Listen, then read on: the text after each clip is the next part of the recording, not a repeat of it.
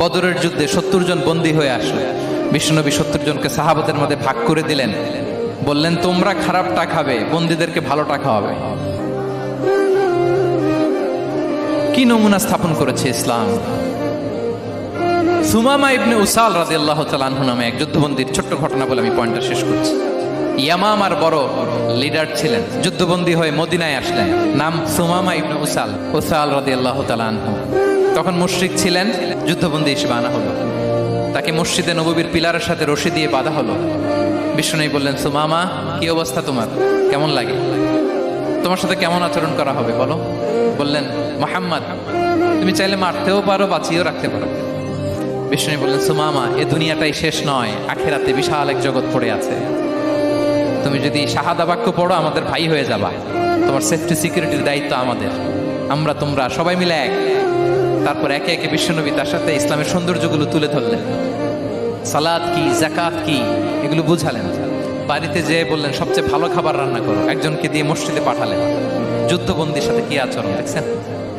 এরপরের দিন বিশ্বনবী আবার তাকে ইসলামের দাওয়াত দিলেন। এরপর বাড়িতে এসে একজনকে বললেন, যাও আমার ওই উটের দুধ দহন করে তাকে এক পেয়ালা গরম দুধ দিয়ে আস। আমরা জামাইকেও তো এরকম সমাদর করি না, কি বলেন। তৃতীয় দিন বিশ্বনবী আবার খাবার নিয়ে গেলেন, আবার ইসলামকে তুলে ধরলেন। সুমামা তো অবাক, যুদ্ধবন্দীদের সাথে মুসলমানরা এরকম আচরণ করে।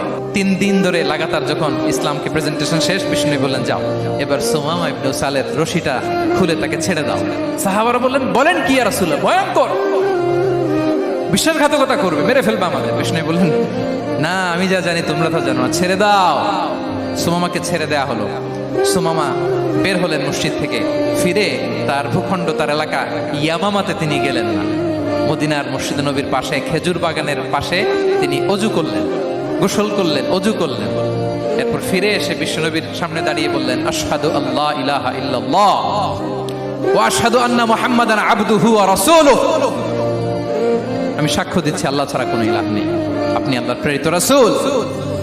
হে মুহাম্মদ, আপনার চাইতে নিকৃষ্ট মানুষ আমার কাছে কেউ ছিল না, কিন্তু এখন থেকে আপনার চাইতে কোনো প্রিয় মানুষ আমার জীবনে নেই। ইসলামের চাইতে নিকৃষ্ট কোনো ধর্ম আমার জানা ছিল না, আজ থেকে ইসলামের চাইতে প্রিয় ধর্ম আমার কাছে নেই। মদিনার চেয়ে নিকৃষ্ট কোনো শহর আমার কাছে ছিল না, সবচেয়ে অপছন্দের শহর, আজ থেকে মদিনার চেয়ে প্রিয় শহর আমার কাছে নেই।